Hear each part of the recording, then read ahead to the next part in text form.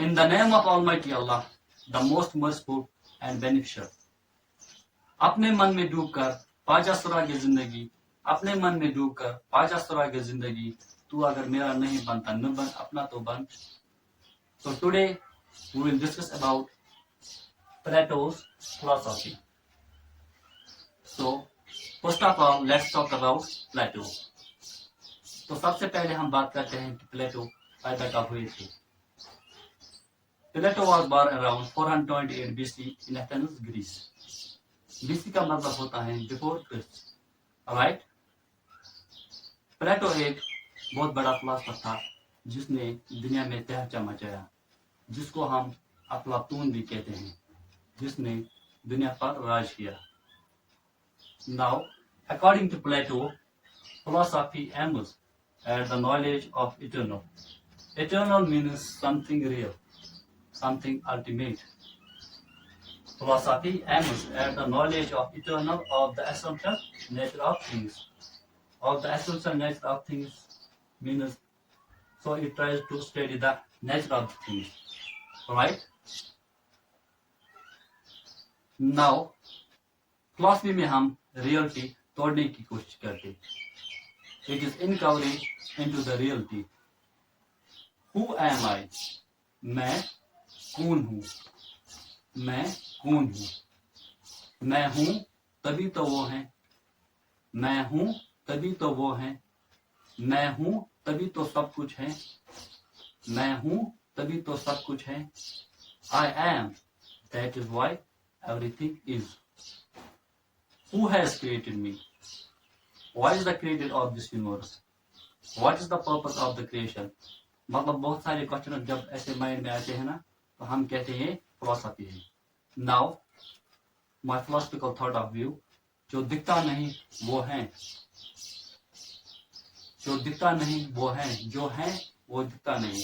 What is not visible is not. Those who are not seen to be a philosophical. Now, Plato Socrates का student था और Aristotle का teacher था. इसको हम ऐसे याद रख सकते हैं, SPA, सिपा. सोक्रेट्स टीचर था प्लेटो का, प्लेटो टीचर था एरिस्टोटल का, राइट.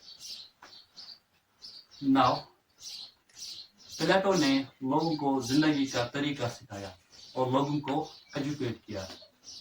इनकी जिंदगी का केवल और केवल एक मकसद था, लोगों को यूडामाना का मतलब समझाना. यूडामाना, EUDAIMONIA.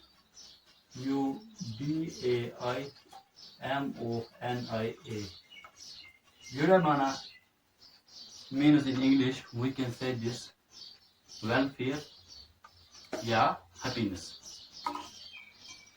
इसको एक एग्जाम्पल के तौर पर समझाना पड़ेगा. जैसे एक फूल के बारे में सोचो.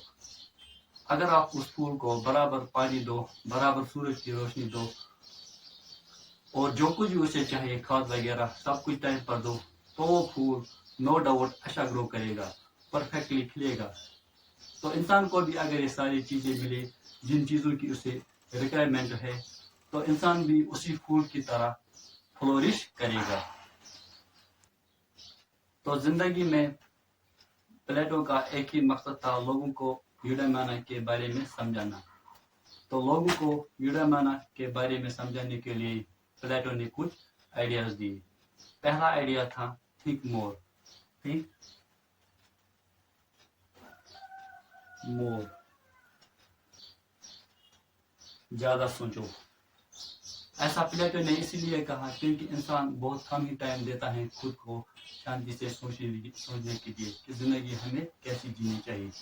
मतलब बेसिकली हम आज उन्हीं पॉपुलर आइडियाज को फॉलो कर रहे हैं जो दुनिया ने हमारे सामने रखे हैं.